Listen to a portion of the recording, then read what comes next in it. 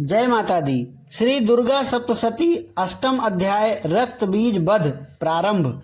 मैं अणिमा आज सिद्धमयी किरणों से आवृत भवानी का ध्यान करता हूँ। उनके शरीर का रंग लाल है, नेत्रों में करुणा लहरा रही है तथा हाथों में पाश, अंकुश, बाण और धनुष शोभा पाते हैं। ऋषि कहते हैं, चंड और मुंड नामक दैत्यों के मारे जाने पर तथा बहुत सी सेना का संहार हो जाने पर दैत्यों के राजा प्रतापी शुंभ के मन में बड़ा क्रोध हुआ और उसने दैत्यों के संपूर्ण सेना को युद्ध के लिए कूच करने की आज्ञा दी। वह बोला, आज उदायुध नाम के 86 दैत्य सेनापति अपनी सेनाओं के साथ युद्ध के लिए प्रस्थान करें। कंभ नाम वाले दैत्यों के 84 सेना नायक अपनी वाहिनी से घिरे हुए यात्रा करें। 50 कोट वीर कुल के और 100 धौम्र कुल के असुर सेनापति मेरी आज्ञा से सेना सहित कूच करें। कालक, दौहार्द, मौर्य और काल के असुर भी युद्ध के लिए तैयार हों, मेरी आज्ञा से तुरंत प्रस्थान करें।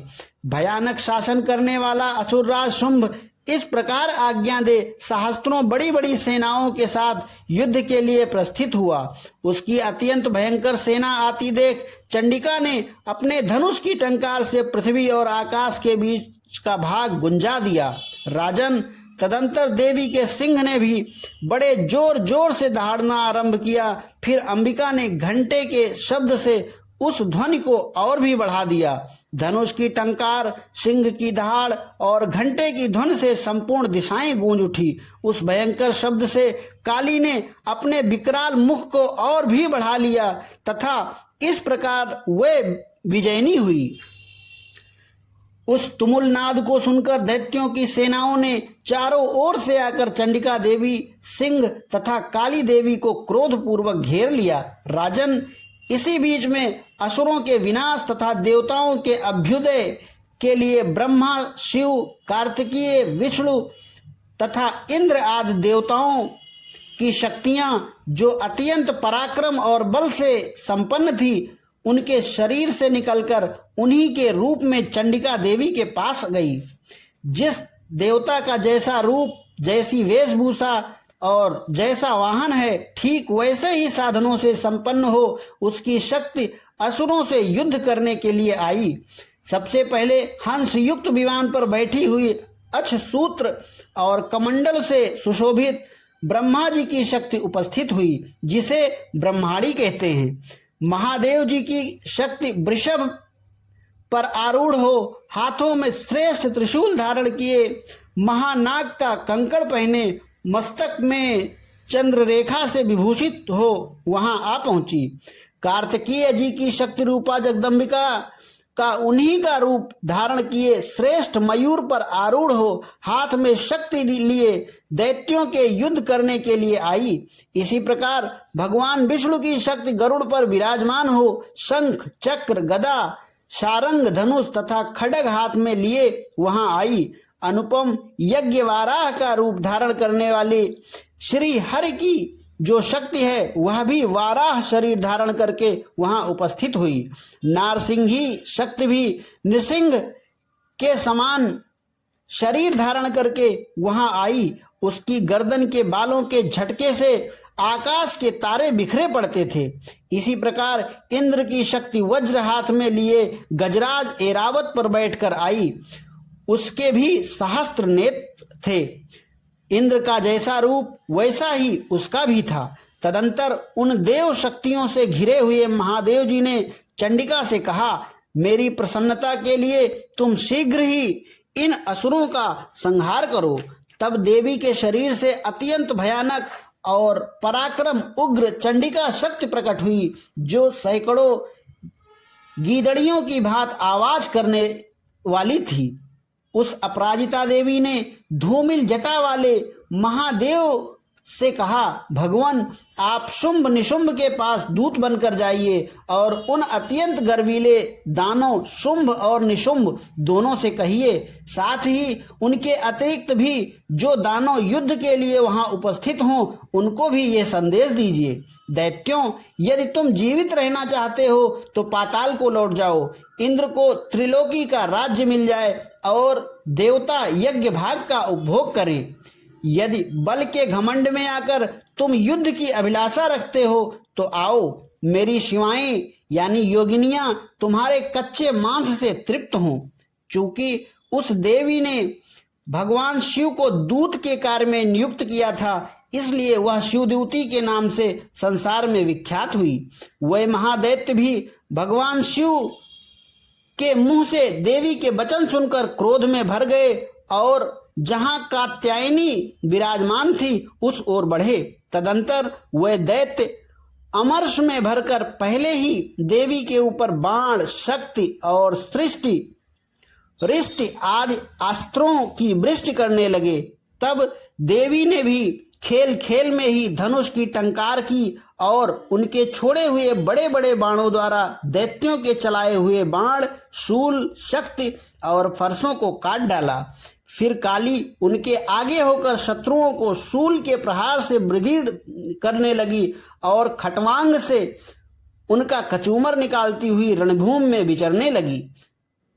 ब्रह्माणी भी जिस जिस ओर दौड़ती उसी उसी ओर अपने कमंडल का जल छिड़क कर शत्रुओं के ओज और पराक्रम को नष्ट कर देती थी।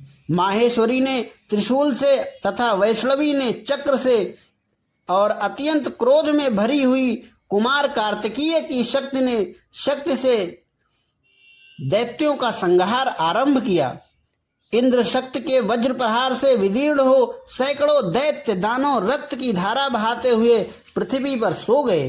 वाराही शक्ति ने कितनों को अपनी थूथुन की मार से नष्ट किया। दाढ़ों के अग्रभाग से कितनों की छाती छेद डाली तथा कितने ही दैत्य उसके चक्र की चोट से विदीर्ण होकर गिर पड़े।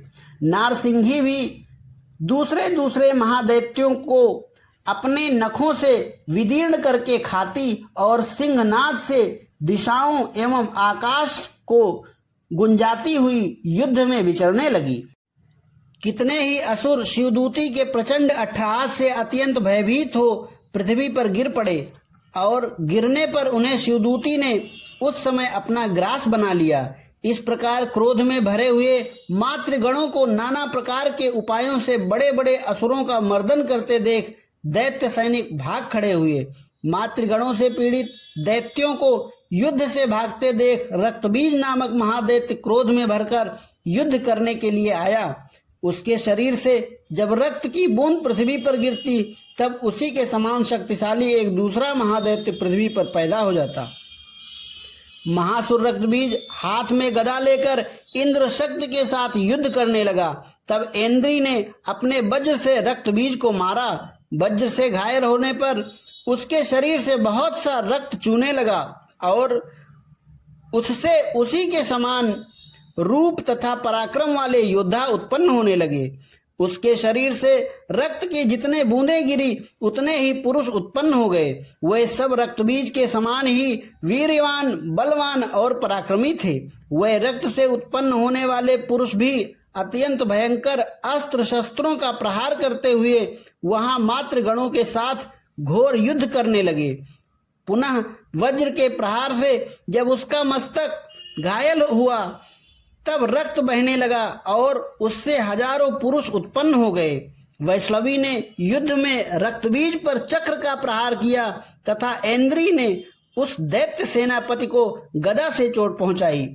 वैष्णवी के चक्र से घायल होने पर उसके शरीर से जो रक्त बहा और उससे जो उसी के बराबर आकार वाले सहस्त्रों महादैत्य प्रकट हुए, उनके द्वारा संपूर्ण जगत व्याप्त हो गया। कौमारी ने शक्ति से, वाराही ने खड्ग से और माहेश्वरी ने त्रिशूल से महादैत्य रक्तबीज को घायल किया। क्रोध में भरे हुए उस महादैत्य रक्तबीज ने भी गदा से सभी मात्र शक्तियों पर पृथक पृथक प्रहार किया। शक्ति और शूल आदि से अनेक बार घायल होने पर जो उसके शरीर से रक्त की धारा पृथ्वी पर गिरी, उससे भी निश्चय ही सैकड़ों असुर उत्पन्न हुए। इस प्रकार उस महादैत्य के रक्त से प्रकट हुए असुरों द्वारा संपूर्ण जगत व्याप्त हो गया। इससे उन देवताओं को बड़ा भय हुआ। देवताओं को उदास देख चंडिका ने काली से शीघ्रता पूर्वक कहा, चामुंडे, तुम अपना मुख और भी फैलाओ तथा मेरे शस्त्रपात से गिरने वाले रक्त बिंदुओं और उनसे उत्पन्न होने वाले महादैत्यों को तुम अपने इस उतावले मुख से खा जाओ। इस प्रकार रक्त से उत्पन्न होने वाले महादैत्यों का भक्षण करती हुई तुम रण में विचरती रहो। ऐसा करने से उस दैत्य का सारा रक्त क्षीण हो जाने पर वह स्वयं ही नष्ट हो जाएगा। उन भयंकर दैत्यों को जब तुम खा जाओगी तब दूसरे नए दैत्य उत्पन्न नहीं हो सकेंगे। काली से यूं कहकर चंडिका देवी ने शूल से रक्तबीज को मारा और काली ने अपने मुख में उसका रक्त ले लिया। तब उसने वहां चंडिका पर गदा से प्रहार किया, किंतु उस गदापात ने देवी को तनिक भी वेदना नहीं पहुंचाई। रक्तबीज के घायल शरीर से बहुत सा रक्त गिरा, किंतु ज्यों ही वह गिरा त्यों ही चामुंडा ने उसे अपने मुख में ले लिया। रक्त गिरने से काली के मुख में जो महादैत्य उत्पन्न हुए उन्हें भी वह चट कर गई और उसने रक्तबीज का रक्त भी पी लिया। तदंतर देवी ने रक्तबीज को, जिसका रक्त चामुंडा ने पी लिया था, वज्र, बाण, खड्ग तथा रिष्ट आदि से मार डाला। राजन, इस प्रकार शस्त्रों के समुदाय से आहत एवं रक्तहीन हुआ महादैत्य रक्तबीज पृथ्वी पर गिर पड़ा। नरेश्वर, इससे देवताओं को अनुपम हर्ष की प्राप्ति हुई और मातृगण उन असुरों के रक्तपान के मद से उद्धत सा होकर नृत्य करने लगा। इस प्रकार श्री मार्कंडेय पुराण में सावर्णिक मनवंतर की कथा के अंतर्गत देवी महात्म्य में रक्तबीज वध नामक 8वां अध्याय पूरा हुआ। जय माता दी।